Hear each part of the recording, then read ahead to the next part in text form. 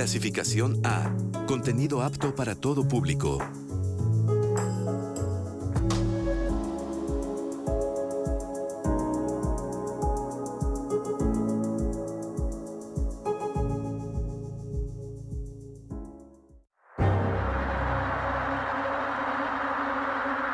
La quietud del templo de Santiago Apóstol de Cuilapam, en Oaxaca, se vio interrumpida un día de 1831 por un estruendo.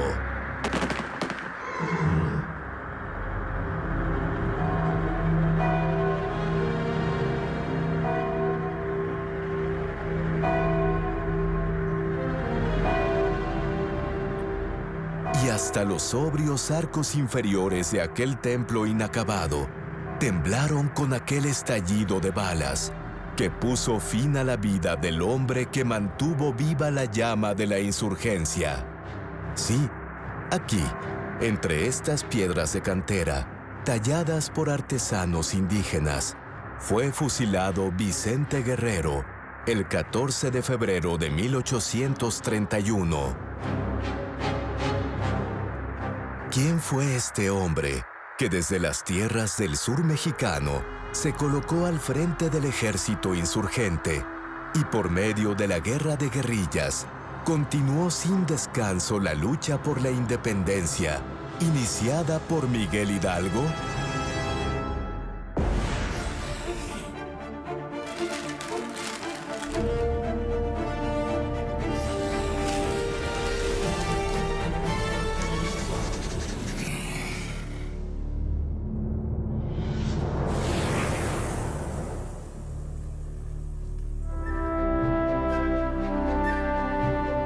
Vicente Ramón Guerrero Saldaña, rebelde, luchador, guerrillero, militar, leal y comprometido, presidente, abolicionista, símbolo de cohesión social, héroe de la independencia, jefe de insurgentes, excelente jinete, armero, arriero, valiente, diestro para las armas, benemérito de la patria. Nació aquí, el 9 de agosto de 1782, cuando el polvo del camino era levantado por los cascos de los caballos y el andar de los arrieros. Tixtla se llama a este municipio, que hoy pertenece a un estado aguerrido que lleva su apellido: Guerrero. Su tierra de origen definió en gran parte quién era y en lo que creía. Guerrero nació en Tixtla y fue bautizado en esta parroquia. Y ahí está la pila bautismal donde él fue colocado para ser bautizado. Fue hijo de Pedro Guerrero y Guadalupe Saldaña. Algunos dicen que él era mestizo y ella española. Otros aseguran que Pedro era afrodescendiente y ella indígena. Vicente Guerrero formó parte de un sector social muy maltratado en la época colonial. Me refiero a los afrodescendientes. Él nació en Tixtla, entonces era apenas un pueblo con muy pocos habitantes, y pues de verdad es que no tuvo ninguna opción legal para poder salir adelante. El régimen español en Nueva España le otorgaba privilegios a los españoles, otorgaba incluso privilegios a los indígenas, pero no otorgaba privilegios y prácticamente ningún tipo de derecho más allá del común a los afrodescendientes. El oficio de su padre, dedicado a la armería y arriero de mulas, lo llevó a recorrer diferentes caminos serranos del sur de la Nueva España. Vicente tiene amigos y conocidos en cada comunidad, cada pueblo, en cada ciudad por las que transita.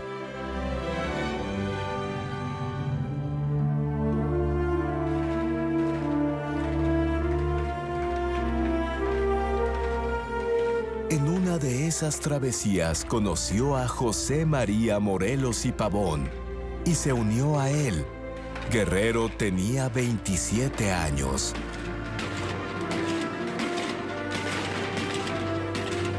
La guerra estaba en sus inicios y Vicente Guerrero empezó a combatir en las tropas de Morelos, en el grupo que mandaba Hermenegildo Galeana.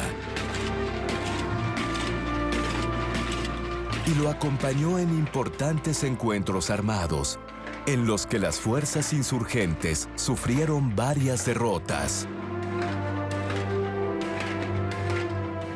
Aunque no fue un militar destacado en esos primeros momentos, sí es un militar que aprovecha el conocimiento social y geográfico que tiene para la causa de la independencia. Entonces, José María Morelos, por ejemplo, que se había rodeado de estrategas como Nicolás Bravo, como los Galeana, Leonardo Bravo y, por supuesto, Mariano Matamoros, que un poco después, pero llegó a ser su brazo derecho,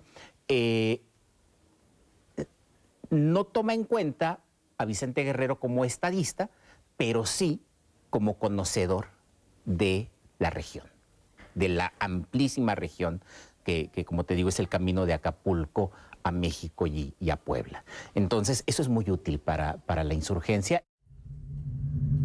Vicente era un hombre extremadamente arriesgado y valeroso, y Morelos le encargó ir a pelear al sur, la zona que más conocía. La lucha era intensa y los ejércitos insurgentes sufrieron graves pérdidas.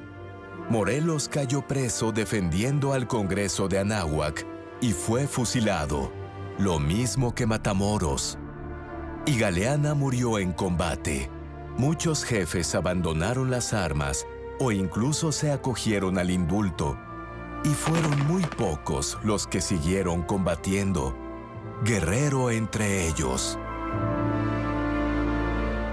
Después de la muerte de Hidalgo y Morelos, el caudillo que mantuvo los ideales de la insurgencia, el proyecto político republicano que había terminado de cuajar con el Congreso Constituyente de Chilpancingo-Apatzingán, fue sin duda Vicente Guerrero. Entonces, el hecho de que Vicente Guerrero se haya metido en los breñales del sur y haya mantenido una insurgencia activa en toda esa zona del sur de México, que podemos entender lo que ahora es el actual estado de Guerrero, el sur de Michoacán y el sur de Oaxaca, acompañado, no hay que olvidarlo, de personajes muy importantes para su causa, como Isidoro Montes de Oca, o como Juan Álvarez, o el mismo Gordiano Guzmán, y no se diga Pedro Ascencio Alquiciras. Fueron apoyo muy importante para que Vicente Guerrero mantuviera viva la llama de la insurrección en el sur de México. Hay que subrayar que los méritos militares de Guerrero están más relacionados con la estrategia y la táctica guerrillera, que fue lo suyo. Es decir, él, después de 1815 particularmente, no va a comandar grandes cuerpos militares, sino más bien partidas de indígenas, mestizos y afrodescendientes, y que van a practicar, digamos, la táctica guerrillera en pequeña escala, y que consistía, como es sabido, en practicar golpes repentinos, espontáneos, inesperados a las tropas realistas para refugiarse de inmediato en la parte serrana de la región en la que él se movía. Esa creo que es otra de las grandes virtudes de Vicente Guerrero, de no haberse indultado frente a las propuestas que había hecho el gobierno de Juan Ruiz de Apodaca y Elisa. Guerrero se mantuvo firme en su idea independentista y en algo muy importante, en seguir defendiendo las instituciones republicanas. Guerrero era incansable y no había quien lo hiciera desistir. Hasta a su padre llegó la petición del virrey Juan Ruiz de Apodaca para que lo persuadiera de abandonar las armas, a fin de que el reino de la Nueva España se pacificara después de 11 años de luchas. Juan Pedro Guerrero va a hablar con su hijo y le pide que se rinda, pues obviamente Guerrero se niega y le dice con toda claridad que la patria es primero. Fíjense que esta frase encierra algo muy importante para la época de la independencia, que hoy en día parece haberse convertido en una palabra hueca, sin sentido, sin relevancia, sin sustancia. Pero en aquella época era fundamental. ¿Por qué? Porque la Constitución de Apatzingán, promulgada en aquella población michoacana en el año de 1814, le había dedicado un artículo al tema del patriotismo. Y ahí decía que respetar la ley, obedecer al gobierno, ayudarlo económicamente en sus necesidades para continuar la guerra e inclusive dar su vida por la patria, eso representaba el verdadero patriotismo. Es este suelo donde se ha nacido, es esta tierra que se posee, que se tiene, es esta gente con la que se convive. Es algo que parece intangible, pero que ya empezaba a tener un sentido abstracto, la patria. Y Guerrero lo tenía claro. Para entonces, Guerrero y los jefes realistas, Armijo e Iturbide, se empezaron a cartear intensamente. Querían llegar a un acuerdo para pacificar el país. Si unían esfuerzos, podrían llegar al fin de la guerra. Iturbide tenía un plan. Muy pronto se van a encontrar. Guerrero iba decidido a apoyar a Iturbide en aquel propósito, y aunque no fue registrado en ningún documento, muchos mencionan que durante esa reunión, los dos militares se dieron un abrazo.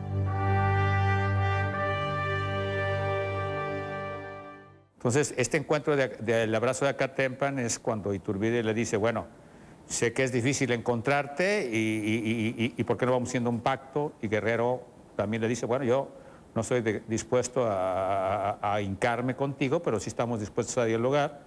Y en esa serie de diálogos y de cartas, ellos aceptan que tienen que ceder un poquito sus pretensiones cada uno de ellos, porque claro que Guerrero quería combatir y acabar con Iturbide, como Iturbide quería combatir con él. Y en este momento ellos deciden algo que es el nacimiento de nuestro país, que es el nacimiento de México. Y en aquel tiempo no solamente se liberaba a México, sino se liberaba la América septentrional. Entonces, ese encuentro de Acatempan es muy importante porque consolida el proyecto y une las antiguas fuerzas realistas e insurgentes en un nuevo ejército, que es el Ejército Imperial Mexicano de las Tres Garantías. Este ejército también era el símbolo de la unión de distintos sectores políticos y sociales y fuerzas, hasta entonces antagónicas, que lograban un acuerdo. La independencia se había proclamado, y entre aplausos, vivas y expresiones de alegría, el ejército trigarante entró triunfal a la Ciudad de México el 27 de septiembre de 1821.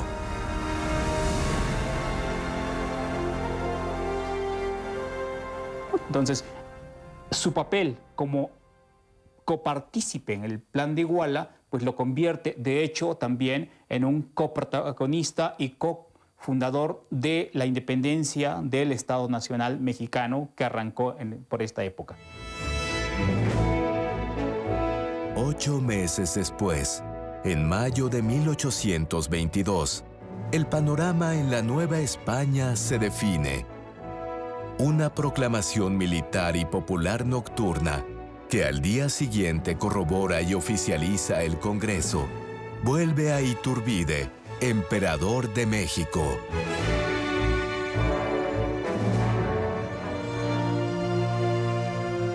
Al cabo de muy pocos meses, el primer emperador del México independiente se da cuenta que las arcas del gobierno están vacías después de 11 años de guerra y que, entre las clases dirigentes, tiene cada vez menos y menos apoyos. Decide abdicar y abandona el país.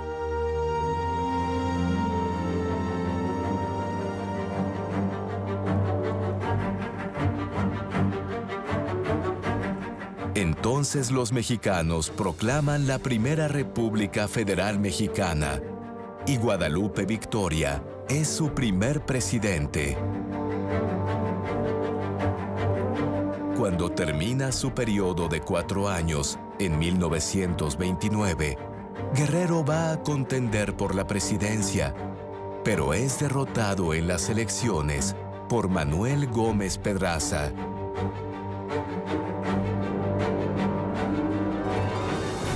Sin embargo, ni él ni sus partidarios quedaron conformes, y un golpe de Estado con un amplio apoyo popular impone a Guerrero en la presidencia.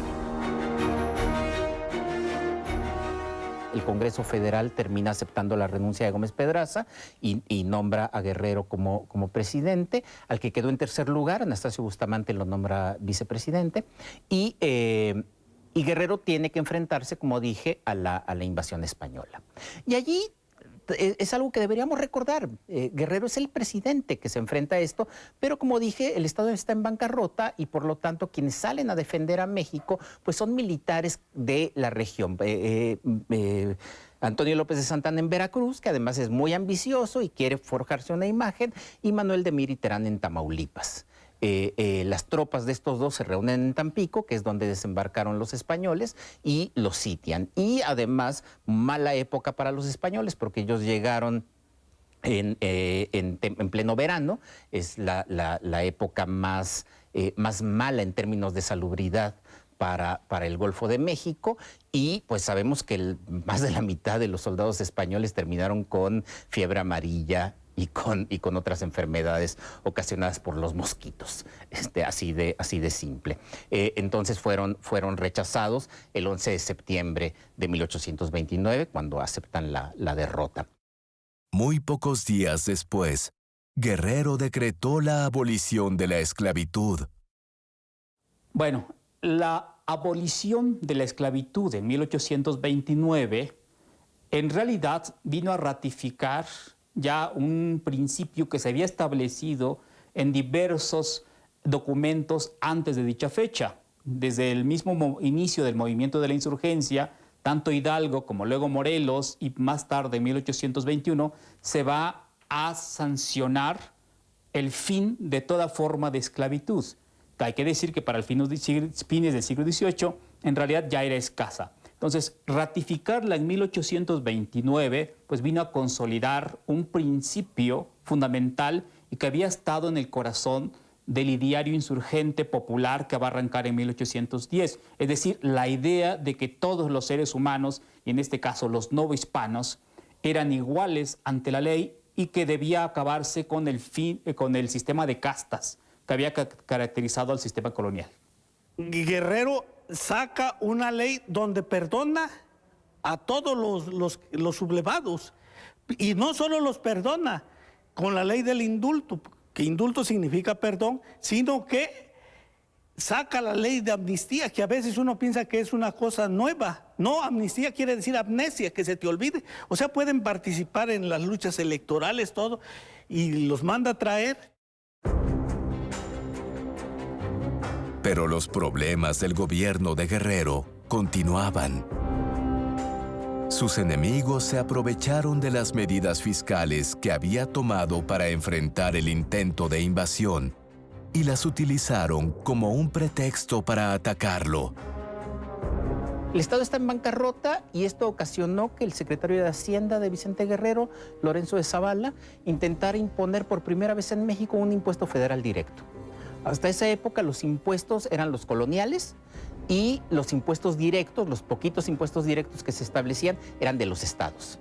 No había impuestos directos federales. Zavala intenta imponerlo y este es el pretexto para que los estados digan: Vicente Guerrero es un centralista, quiere quitarnos derechos a los estados y vamos en contra de él. Ocurre la rebelión en diciembre de 1829 en Jalapa. El vicepresidente se pone al mando de la insurrección. Guerrero salió el 16 de diciembre a combatirlo, ya nunca regresaría a la presidencia. En noviembre del 30, el Congreso también de manera ilegal declara a Guerrero incapacitado para gobernar. Y entonces lo saca del poder y Anastasio Bustamante se queda al mando del Poder Ejecutivo. Guerrero se había rebelado contra el gobierno monárquico de Iturbide. En cambio, Bustamante había sido su partidario. Ahora a Bustamante lo respaldaban, entre otros, los poderosos y ricos propietarios de haciendas. No es que Guerrero se haya rebelado o haya mantenido la rebelión, sino que las tropas federales empezaron a atosigar a Guerrero y no le dejaron otra opción que volverse a la guerrilla, volver a tomar las armas. Sabemos que fue traicionado, sabemos que en Acapulco un comandante napolitano, Picaluga, le ofrece estar en su barco y le ofrece provisiones y tal, pero en realidad lo apresa, se lo lleva a Oaxaca y en Oaxaca de una manera muy rápida, en un juicio sumarísimo, con acusaciones claramente falsas. Hay algunas que son verdaderas, pues, y es un hombre que está tomando las armas en contra del gobierno, por supuesto, pero otras falsas, como lo vinculan, dicen que quiere vender Texas, por ejemplo, algo que no tenía ningún fundamento, y fue fusilado en febrero de 1831. Y curiosamente, fue fusilado por aquellos a los que él, con esas facultades extraordinarias, permitió que regresaran al país porque estaban exiliados, entre otros Facio y el mismo Nicolás Bravo. Cuando sacan los restos de Guerrero para trasladarlo hacia otro lugar, jamás se había visto un cortejo o una concurrencia de gente como la que le hizo el estado de Oaxaca a Guerrero. Dos de los principales basamentos de la insurgencia era la independencia y la libertad. Y entonces, el hecho de que la gente muera por alcanzar la independencia y la libertad son más que suficientes para considerar a una persona patriota. Cuando van a fusilar a Vicente Guerrero, él todavía le dice a los soldados que no olviden defender la independencia de la patria. Independencia es uno de esos términos que termina siendo de uso corriente. Y entonces tenemos una columna de la independencia y tenemos el 15 de septiembre el presidente que grita viva la independencia, pero ¿independencia qué significa? Y el propio plan de Iguala lo deja muy claro. Se va a formar un congreso que dé instituciones y un congreso soberano. Independencia significa construir instituciones y construir un país soberano. Y eso no es un proceso que se haya concluido en 1821. O sea, es un proceso que de alguna u otra forma todos seguimos construyendo. Los restos de Vicente Guerrero descansaron primero en el Panteón de San Fernando y en 1927 los trasladaron a la Columna de la Independencia. Vengo aquí para cantarles con orgullo verdadero la historia del gran caudillo Vicente Ramón Guerrero hijo de María Saldaña y de Juan Pedro Guerrero.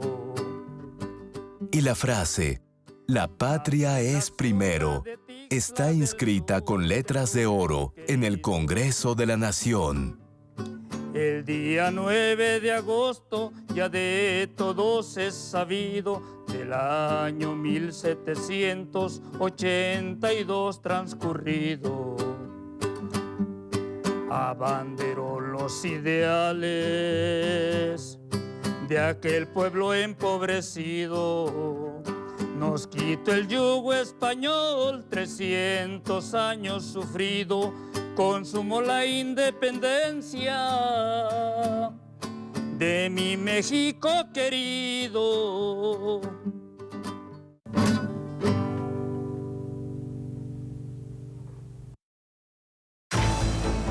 La historia ha redefinido al héroe. Porque la patria es primero. 14 de febrero, aniversario luctuoso de Vicente Guerrero,